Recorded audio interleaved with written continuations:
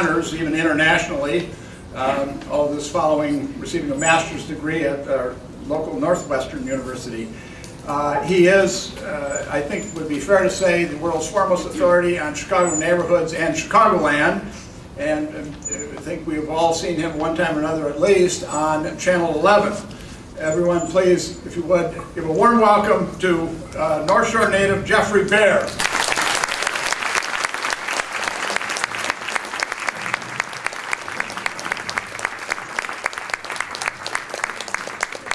I think we'll let our esteemed panel here find their seats. Thank you. This is really amazing. You know, as I was watching this whole proceeding, two things really came to my mind that I hadn't planned to talk about. First of all, I live in Chicago, and just having watched the process of motions and the process of nominating our moderator, I'm glad to see that the Chicago way extends out into the region beyond. Reminded me of city council a little bit. But actually, the other thing that I really felt as I was watching this was actually a little bit moved. Because you know what, there are not very many places in the world where there's this kind of direct participation in government. And it, you know, you can say what you want about the, you know, number of governmental bodies and taxing bodies and so on, wherever you stand on that issue, and to whatever degree we do or don't participate in things, but you know, you just can't sit there and sort of drop in on something like this without thinking, boy, you know, there just aren't a lot of other places in the world where this kind of, where you see democracy, you know, in action. So it was really kind of impressive. I grew up in Highland Park and in Deerfield. As a kid, my exploration, and by the way, my brother is here tonight, who lives in Wilmette. And that's my niece, Julia, my sister-in-law, Tina. So Tom and I grew up in Deerfield and Highland Park. And as kids, our exploration of the North Shore primarily consisted of going shopping with our mom and picking up our dad at the North Shore line and the Northwestern train and going to concerts at Ravinia and eating Hackney burgers.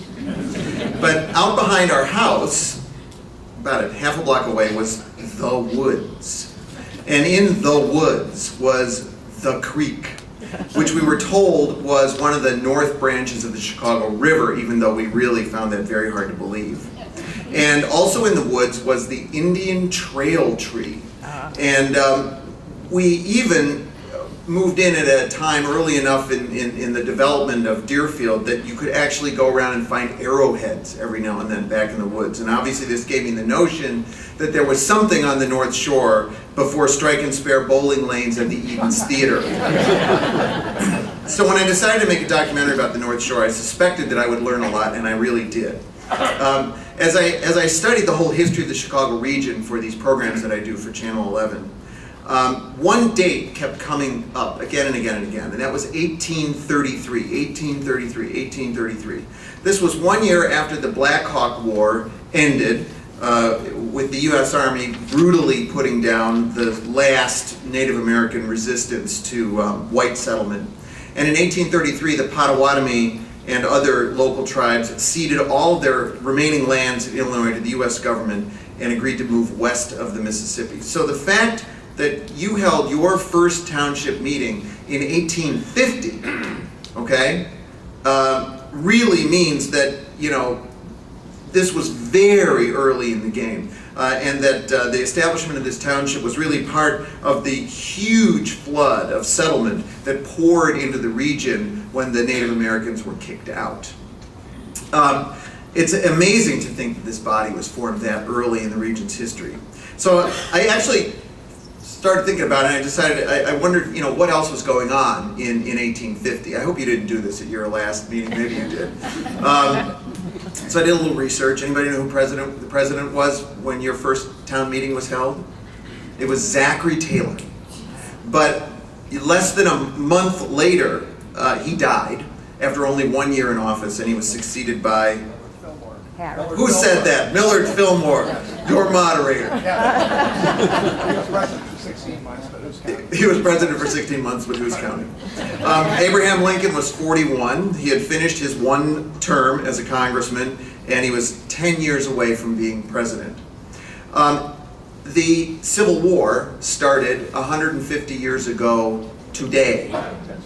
So you were formed 11 years before the start of the Civil War.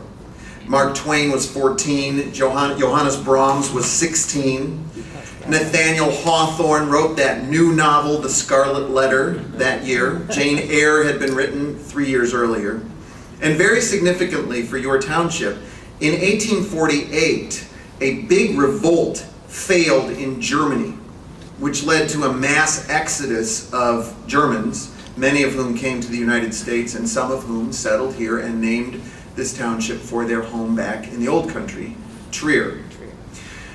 And by the way, that history book that Jerome mentioned, which you're all going to get copies of, I reviewed the earlier version of it, and I noted that on the agenda at that first meeting, the meeting just like this one, in 1850 was probably one of the agenda items that was adopted, much as you just adopted agenda items, was make regulations concerning cattle, hogs, and horses. So what I thought I would do is just show you a quick clip. I did a documentary, as I mentioned, about the North Shore. I've done these documentaries about different suburban regions around Chicago for Channel 11. And I thought I would show you a quick clip. This one is, in the menu there is the Winnetka clip, but it talks a little specifically about Winnetka, but more generally about New Trier. It's about a 2.5-minute clip, and then I will, and I'll just give you a high sign to stop the DVD, and then I'll go on with my speech. So let's roll that. School Superintendent Carlton Washburn made Winnetka a national model for progressive education. Washburn replaced grade cards with gold cards. Students learned history by building models of ancient cities, and they did independent research and held group discussions about their findings.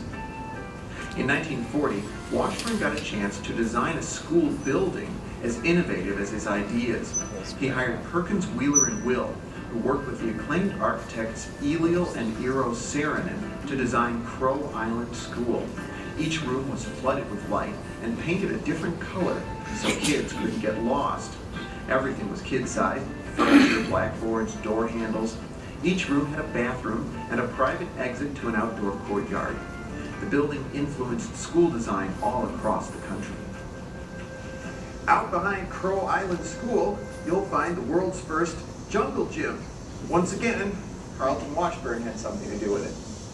He got the idea from Winnetka resident Theodore Hinton, who had built a bamboo prototype for his own kids. Hinton thought three-dimensional play would help kids visualize a fourth dimension. In the end, Hinton said his kids never gave a hang for the fourth dimension, but they liked climbing around on the frame. So he and Washburn built this one out of iron pipe in their spare time. Hinton went on to market them under the name Jungle Gym.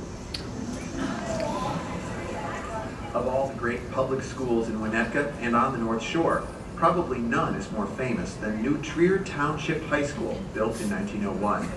For many years, New Trier has been at or near the top in test scores, although in 2001, it dropped to third in state achievement tests behind Chicago's Whitney Young and Northside Prep.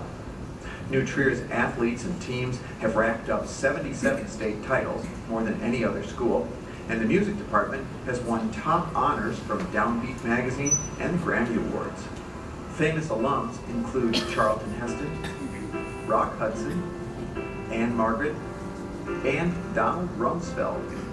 By the way, New Trier Township was named for Trier, Germany.